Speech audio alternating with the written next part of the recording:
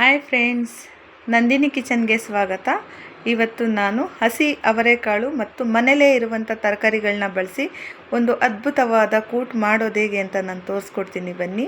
ಇದಕ್ಕೆ ಬೇಕಾಗಿರುವಂಥ ಪದಾರ್ಥಗಳು: ಹಸಿ ಅವರೆಕಾಳು, ಬಟಾಣಿ, ಟೊಮೊಟೊ, ಈರುಳ್ಳಿ ಮತ್ತು ಮನೆಯಲ್ಲೇ ಏನು ತರಕಾರಿ ಇರುತ್ತೆ ಆ ತರಕಾರಿಗಳನ್ನೆಲ್ಲ ಹೀಗೆ ನಾನು ಚೆನ್ನಾಗಿ ತೊಳೆದು ಹಚ್ಚಿಟ್ಕೊಂಡಿದ್ದೀನಿ. ಈ ರೀತಿ ಹಚ್ಚಿಟ್ಕೊಂಡ್ರೆ ಸಾಕು. ನೀವು ಇದಕ್ಕೆ ಬೇರೆ ಏನಾದರೂ ತರಕಾರಿ ಇದ್ರೂ ಕೂಡ ಸೇರಿಸ್ಕೊಳ್ಬೋದು, ತುಂಬ ಚೆನ್ನಾಗಿರುತ್ತೆ ರುಚಿ. ಈಗ ಇದಕ್ಕೆ ನಾನು ಸಾಂಬಾರು ಪುಡಿ, ಕೊತ್ತಂಬರಿ ಸೊಪ್ಪು, ಮೆಂತ್ಯ ಸೊಪ್ಪು, ಎಣ್ಣೆ, ಉಪ್ಪು ಇಷ್ಟನ್ನು ತಗೊಂಡಿದ್ದೀನಿ. ಇದಕ್ಕೆ ಇಷ್ಟೇ ಪದಾರ್ಥಗಳು ಸಾಕು. ಅತಿಯಾದ ಮಸಾಲೆ ನಾನು ಸೇರಿಸ್ಕೊಳ್ಳೋದಿಲ್ಲ. ಈಗ ಇದಕ್ಕೆ ಒಂದು ಜಾರ್ಗೆ ಟೊಮೊಟೊನ ಕಟ್ ಮಾಡಿ ಹಾಕ್ಕೊಳ್ತಾ ಇದ್ದೀನಿ.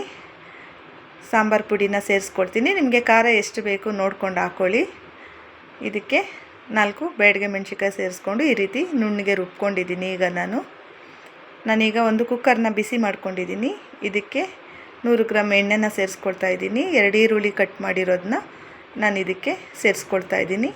ಈಗ ಇದನ್ನು ಕೆಂಪಗಾಗೋವರೆಗೂ ಚೆನ್ನಾಗಿ ಫ್ರೈ ಮಾಡ್ಕೋಬೇಕು. ನೋಡಿ, ಈ ರೀತಿ ಚೆನ್ನಾಗಿ ಫ್ರೈ ಮಾಡ್ಕೋಬೇಕು. ಸ್ವಲ್ಪ ಕೆಂಪಗಾದರೆ ಸಾಕು. ನೋಡಿ, ಇಷ್ಟು ಪ್ರಮಾಣದಲ್ಲಿ ಕೆಂಪಗಾದ ಮೇಲೆ ನಾವಿವಾಗ ಇದಕ್ಕೆ ಹಸಿ ಬಟಾಣಿನ ಸೇರಿಸ್ಕೊಳ್ತೀನಿ. ಅವರೆಕಾಳನ್ನ ಕೂಡ ಸೇರಿಸ್ಕೊಳ್ತೀನಿ. ಇದನ್ನು ಎಣ್ಣೆಯಲ್ಲಿ ಚೆನ್ನಾಗಿ ಫ್ರೈ ಮಾಡಬೇಕು. ಈ ರೀತಿ ಚೆನ್ನಾಗಿ ಫ್ರೈ ಮಾಡ್ಕೋಬೇಕು.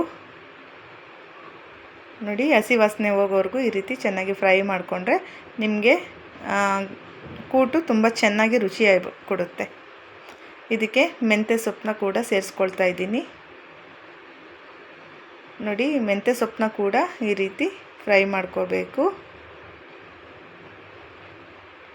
ಅದು ಕಹಿ ಇರುತ್ತೆ, ಸ್ವಲ್ಪ ಹಸಿ ವಾಸನೆ ಹೋದರೆ ಚೆನ್ನಾಗಾಗುತ್ತೆ, ಏನೂ ಅಷ್ಟು ಕಹಿ ಬರಲ್ಲ.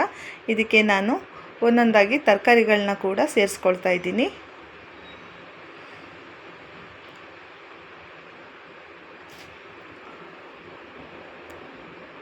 ಎಲ್ಲ ತರಕಾರಿಗಳನ್ನ ಈಗ ನಾನು ಒಂದೊಂದಾಗಿ ಸೇರಿಸ್ಕೊಳ್ತಾ ಇದ್ದೀನಿ.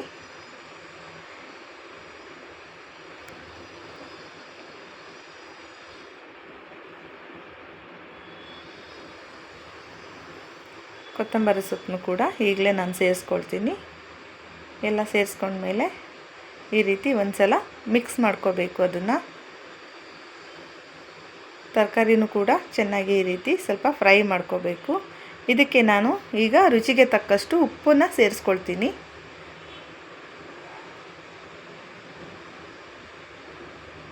ಈಗ ಒಂದು ಸಲ ಎಲ್ಲ ಮಿಕ್ಸ್ ಮಾಡ್ಕೋಬೇಕು. ಉಪ್ಪು ಚೆನ್ನಾಗಿ ಹಿಡಿಬೇಕು ಅದಕ್ಕೆ. ನೋಡಿ, ಈ ರೀತಿ ಎಲ್ಲ ಮಿಕ್ಸ್ ಆಗೋ ಥರ ಎಲ್ಲ ಸೇರಿಸ್ಕೊಳ್ಬೇಕು ಈ ಥರ. ಈಗ ನಾನು ರುಬ್ಬಿರುವಂಥ ಟೊಮೊಟೊ ಖಾರನ ಇದಕ್ಕೆ ನಾನು ಸೇರಿಸ್ಕೊಳ್ತಾ ಇದ್ದೀನಿ. ಇದು ಕೂಡ ಅಷ್ಟೇ, ಹಸಿ ವಾಸನೆ ಹೋಗೋವರೆಗೂ ಚೆನ್ನಾಗಿ ಮಿಕ್ಸ್ ಮಾಡಬೇಕು. ನೀರು ಹಾಕ್ದೇ ಚೆನ್ನಾಗಿ ಮಿಕ್ಸ್ ಮಾಡ್ಕೋಬೇಕು ಈ ಥರ.